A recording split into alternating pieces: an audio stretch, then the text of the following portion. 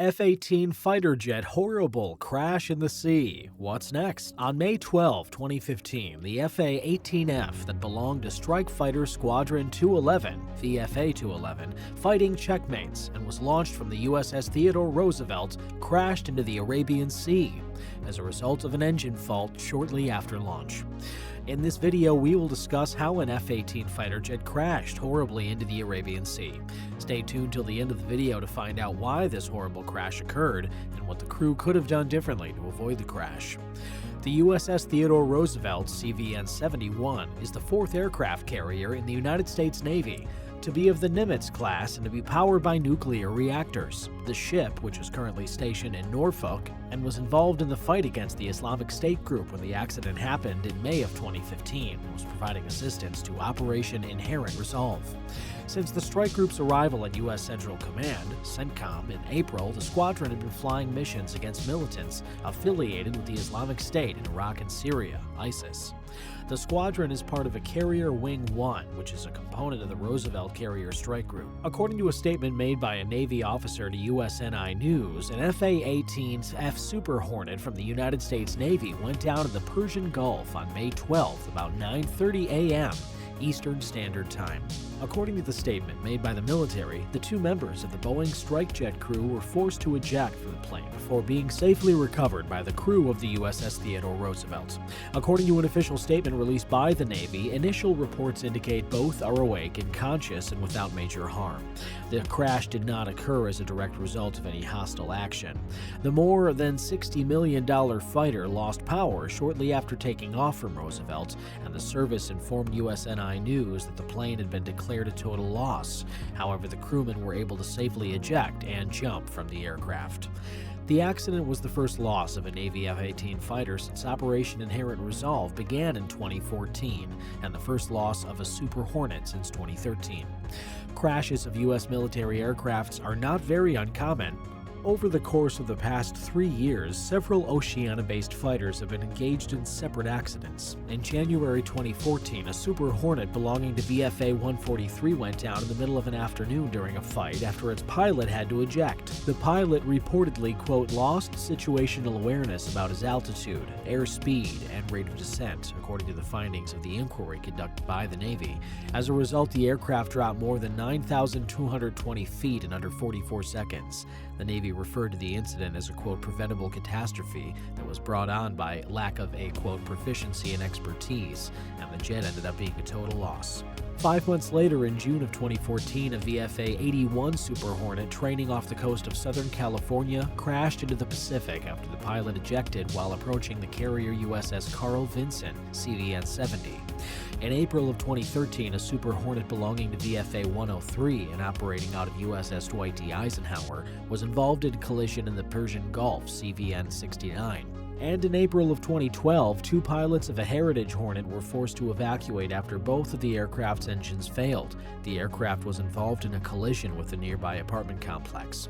During a training exercise in September of 2014, two Hornet pilots from West Coast units VFA 94 and VFA 113 out of Naval Air Station Lemoore were involved in a plane crash over the Pacific Ocean. One of the pilots was able to get away, but Lieutenant Nathan Pulaski, who was with VFA 94, did not survive what the Navy describes as a sad tragedy. An inquiry, which was obtained through the Freedom of Information Act, provided insight into the circumstances behind the crash of the Super Hornet belonging to Strike Fighter Squadron 211. According to the investigation, the incidents all started on the flight deck of the Roosevelt. The left engine of the Super Hornet began heavily sparking about halfway down the carrier's catapult track.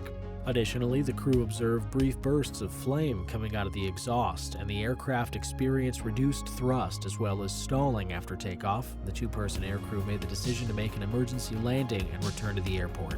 The pilot, whose name was withheld from the report, was quoted as saying, "Every step along the way, I was trying to battle to save the airplane.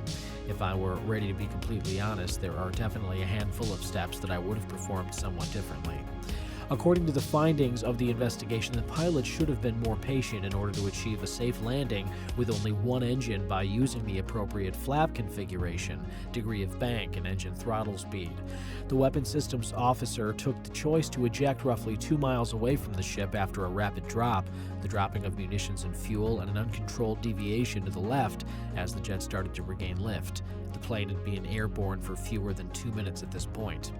Quote, naval aviation is not intrinsically dangerous, yet it is a harsh environment, and the most harsh aspects of every mission that begins aboard a carrier occur during launches and recoveries, end quote.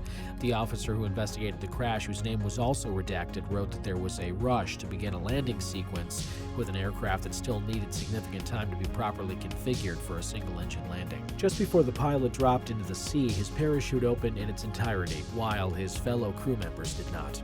Both individuals were able to survive the accident. However, the weapons systems officer sustained multiple compression fractures along his spine, as well as injuries to his eye, rib, hip, and tricep, and he was bleeding from a cut when the rescue swimmer reached him a few minutes after the collision.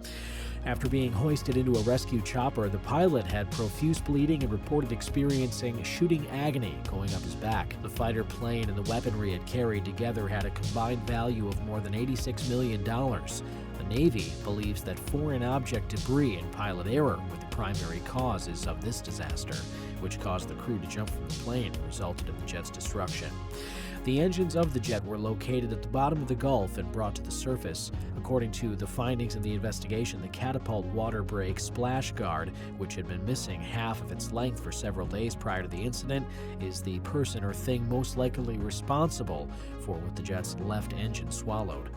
Crews do routine searches for debris by walking the flight deck, but for some reason they missed this item. In addition to this, the inquiry discovered a number of further incidents in which the carrier's jets swallowed debris. Ironically, the ball bearings that were employed in the vacuums to clean the deck were the source of the material that caused those occurrences. According to the report, 9 ball bearings were found on foreign object debris walks on the day that the Super Hornet crashed. Of them, 3 were discovered between the catapults.